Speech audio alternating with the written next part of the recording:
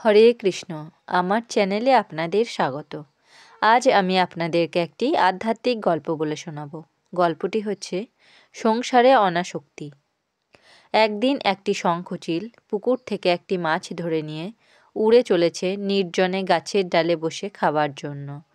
কিন্তু কতগুলো কাক তার পিছনে পিছনে ধাওয়া করল মাছটি ছিনিয়ে নেওয়ার জন্য। চিলটি যেদিকে উড়ে যায়, কাকগুলি তার দিকে ছোটে মাছের লোভে।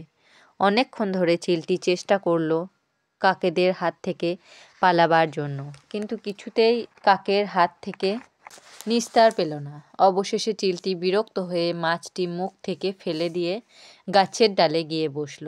সে তখন সম্পূর্ণ নির্ঝঞ্ঝাট, কোনো কাক আর তার পিছনে ছোটে না। এদিকে কাকগুলি তখনও মাছটি নিয়ে কাড়াকাড়ি করছে, আর চিলটি গাছের ডালে বসে মজা দেখছে। সাধক চিলকে প্রণাম করে বলছে, তুমি আমার গুরু। তোমার মতো আমিও যেদিন সংসারে সব ত্যাগ করে নির্ঝঞ্ঝাট হতে পারবো, সেদিন স্থির চিত্তে ভগবানকে ডাকতে পারবো। চিত্ত স্থির না হলে ঠিক ধ্যান হবে না, আর ঠিক মতো ধ্যান না হলে তাকে উপলব্ধি করা যায় না। বাসনা বা কামনা ত্যাগ করতে পারলে সংসারের অনাসক্তি আসে।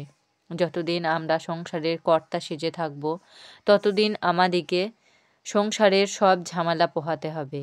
আর কর্তাগিরি ছেড়ে দিলে আর আমাদিকে কেউ বিরক্ত করবে না। সারা জীবন সংসারের কর্তা সেজে থাকলে আসল কর্তার খোঁজ করবে কখন? তাই বলি, আমাদের কর্তা সাজায় সার হলো। আমরা আসল কর্তার খোঁজ করতে সময় পেলাম না। ভক্তের লক্ষণ কি? নারায়ণ বিগ্রহ দর্শন, অর্চনা ও পরিচর্যা, স্তুতি আর গুণকীর্তন, শ্রদ্ধা ভক্তি, লব্ধবস্ত্র নারায়ণের সমর্পণ এবং দাস্যভাবে আত্মসমর্পণ। এই ভক্তি লাভ হবে কিসে? সাধু সঙ্গ করলে।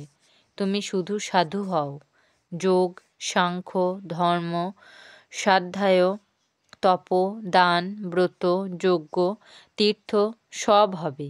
প্রহ্লাদ, বিভীষণ, সুগ্রীব, হনুমান, জাম্বুবান, জটায়ু, কুব্জা এরা তপস্যা করেননি, শুধু সাধু সঙ্গ দ্বারা পেয়েছিল ভগবানকে। আমার এই আধ্যাত্মিক গল্পটি যদি আপনাদের ভালো লেগে থাকে, তাহলে আমার চ্যানেলটিকে সাবস্ক্রাইব করে আমার পাশে থাকবেন। আপনারা সবাই ভালো থাকবেন এবং সুস্থ থাকবেন।